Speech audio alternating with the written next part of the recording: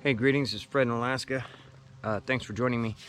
Got out here just as it was starting to rain. Luckily, I'm not made of sugar. I won't melt. What I wanted to share with you today comes from, we'll call them Betty and John. They were married when this happened. They had since split up because of things surrounding what happened with them. They were just north of where we are now. Well, I wouldn't say just north. It's a little ways further north from here, and they were visiting some family friends, and the family friends were getting ready to leave town, and they had agreed to house sit basically, but they had their own camper, so they're doing it in the driveway. So they get there, the friends leave, and they have their camper basically jackknifed in the driveway to block off anyone coming in, because at that time there was some issues with people coming in stealing boats, snow machines, shit like that, you know, just scumbag shit. So they had it there, and they had no issues the first 3 nights, because they were right near the highway north to Fairbanks, Highway 1, I believe it is. So they're literally maybe 100 feet off of that, had their little fifth wheel jackknife to block the driveway, and they're having a good time. You know, they had a fire pit that they made use of behind their friend's house, and as they were coming back to their camper, which is about 250 feet away, and they just passed the house and they're coming up the driveway towards where their camper is, and they hear this real low kind of gurgling sound, like a and they just kind of look at each other and got the creeps, like, what the hell is this noise? So they kind of got creeped out, and John tells Betty, come on, let's just, you know, let's hurry up and get to the camper. I don't have any firearms on me. I don't know what that is. They get in there, and everything's calmed down. The noise had gone away, and they were just starting one of those little flip-up DVD player movies for themselves to watch. And from what was explained to me, they said it sounded like something was like inches away from the side of their little fifth wheel trailer, screaming and reverberating everything. They said little cupboards were just kind of rattling. The whole place was just enveloped in this kind of scream noise that happened, and it shook them to their core. She said when it stopped, they were both down on the floor of this little fifth wheel, like, just like, what the hell was that? Because it felt like a sound chamber of just reverberating, just noise, real loud. So immediately John goes, he gets his firearm from underneath, had this little cabinet where he kept his stuff, you know, when they were traveling and stuff, in a secure location. He gets his firearm out of there, and he proceeds to go outside. Now, this happened mid-spring, so we're talking mid-May. You know, there's still snow on the ground in some places, kind of, you know. So he gets his firearm. He has a flashlight, but it's not quite dark yet. Opens the door. It's dead quiet. There had been some, because of recent breakup and everything, all the ground around was pretty moist, and he noticed deep impressions going off to his left. Now, when he notices the deep impressions, he notices that him and his wife's tracks weren't very noticeable in the driveway, but these other ones were fairly pronounced walking off, and the tracks seemed, he said, like they started immediately from outside the door of their little fifth wheel and going off to his left into the woods. Now, where the driveway sat, he said, was real close to the easement line for the next property. So this driveway is off to the left-hand side of the property, and it cuts straight back and kind of J-hooks to the house and the fire pit's behind that, right? So immediately he wants to check it out. He thought it was double bear track, so he was, you know, the scream didn't match, but he wanted to check it out. So he starts investigating the tracks, and he can't really make much out of them. in the gravel because everything was too loose. It was like 3/4 minus and some pea gravel and stuff. So it wasn't very distinct. And he hit it with the flashlight and was trying to hit different angles to see if he could illuminate the impression a little better, and he couldn't get much. So he goes off into the woods a little bit. Now this whole time, his wife's trying to tell him, hey, look around, don't just keep staring at the ground, because John was staring at the ground and something just reverberated the whole place and walked off in the direction he's following, just staring at his feet basically. So his wife is encouraging him, hey, pay attention. And you know, he barks back at her, hey, I got a firearm, I'm good. You know, I think this is a prank.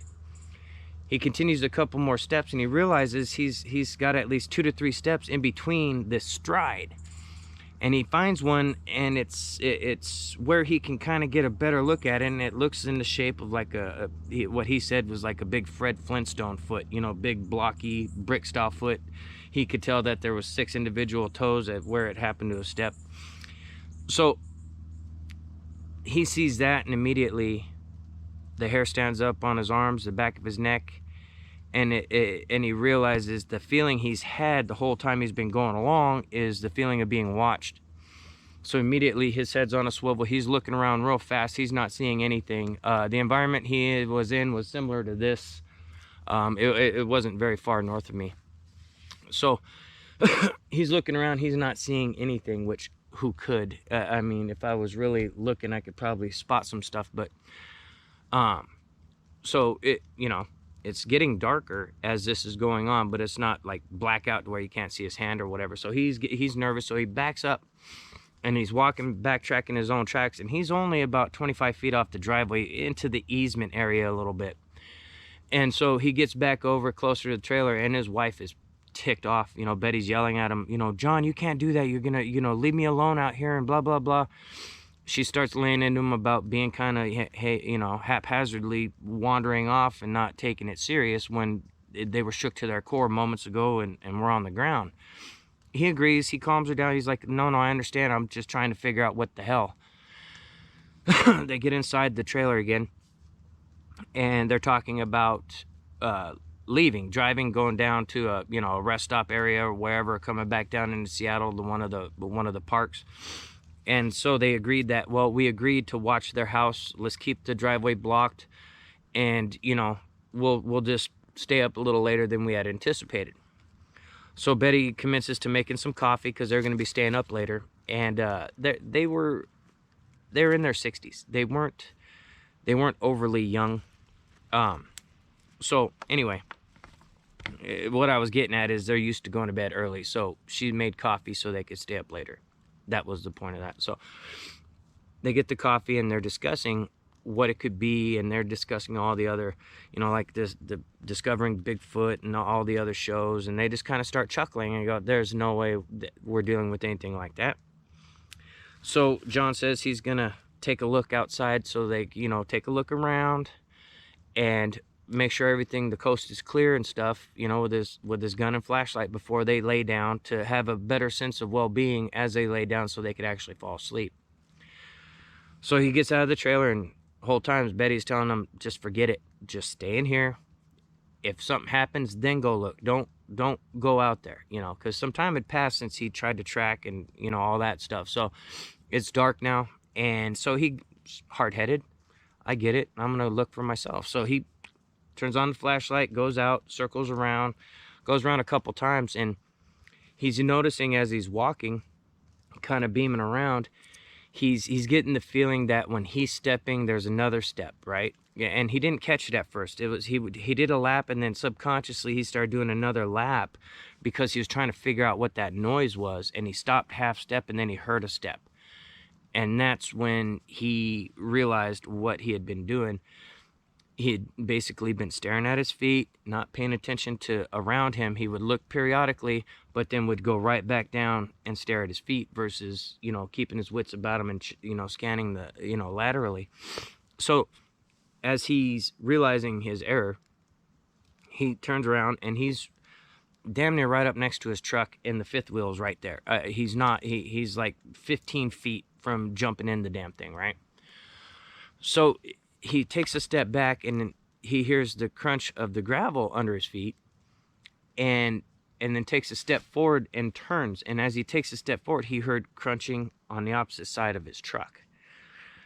Now, he has the hitch for the fifth wheel, has that, you know, the arm that holds it, the tongue of the trailer. And so all he can see is a shoulder and dark. So he sees the upper silhouette of a shoulder and the top of the head.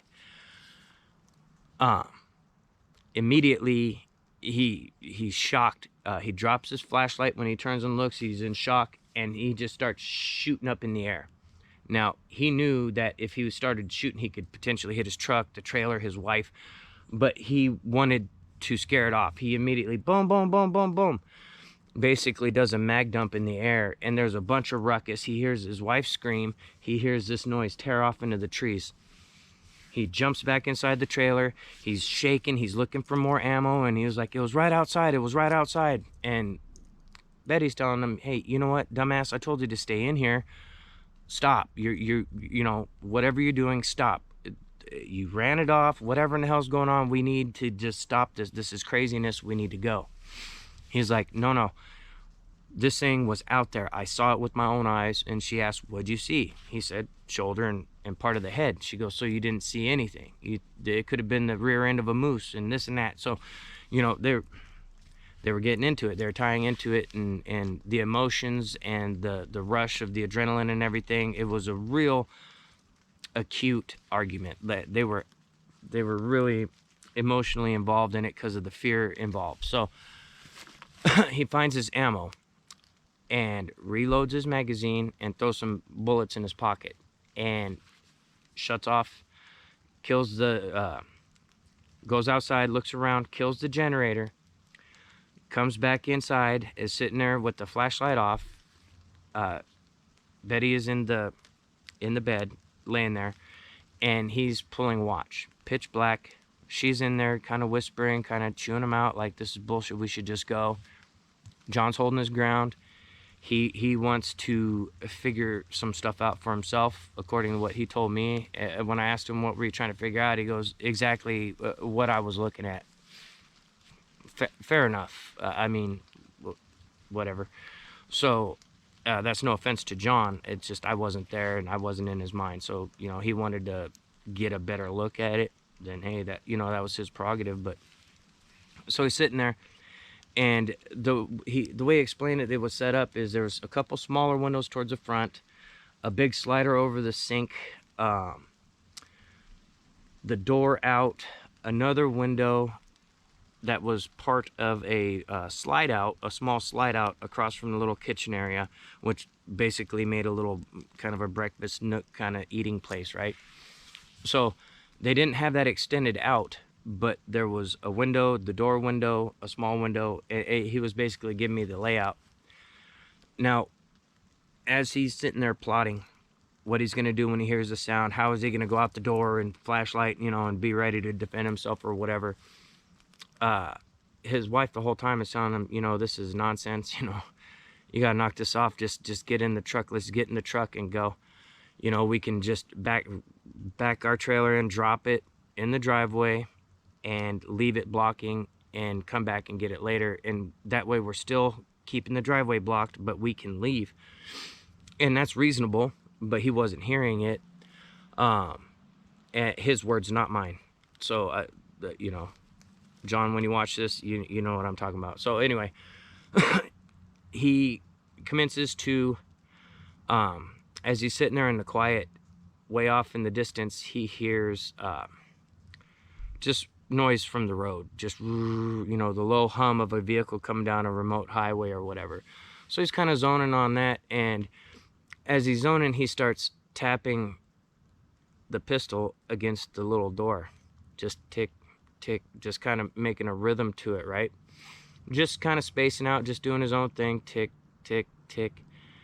As he's doing that, boom, just this huge bang hits the side of the trailer and shocks the shit out of him. Jumps up, he drops the flashlight. He's feeling around for it because it's dark in there. You know, Betty's screaming at him, I told you, we need to go. He's yelling back, shut up, I got this, you know, da-da-da-da. So He finds a flashlight, turns it on, and the door isn't like crumpled in, but you could tell it had been pushed in. So he stands back, he pushes the door open with his foot after he turns the knob, kind of thing, and he's ready. Nothing there.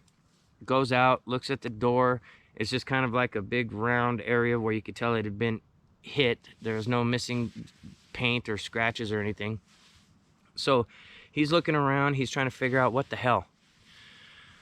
As he's doing that, he's looking down at his feet, at the ground. He's not looking around like this. He's not really, this is what he's explaining to me.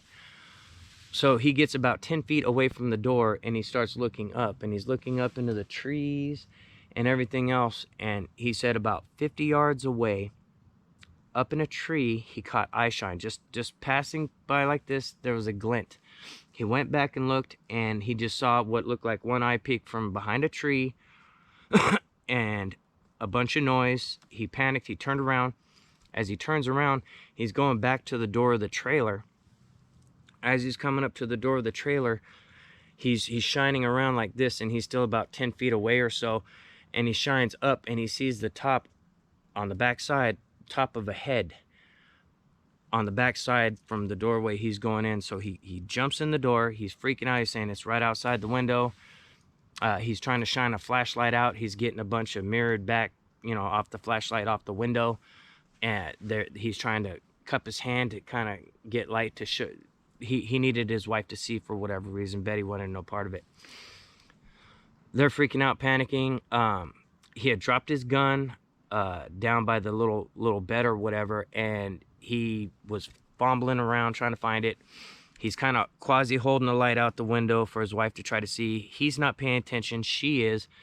She grabs and holds his hand because the flashlight was bouncing around, and she's holding it. And just as he reaches and he feels the butt of the pistol, as his wife stabilizes his hand, he looks, and a face just kind of glazes by the window, and the whole place shook, and then it got dead quiet. And he said in the moment, the eyes were big, they looked black, there was a glow from the flashlight, but what he said, what stood out was the very pronounced cheekbones, real broad, flatter face, the nose, he said looked like it would be a hard time breathing. The nostrils faced down, but it was real wide. It wasn't bulbous at all. It looked literally like a flat face.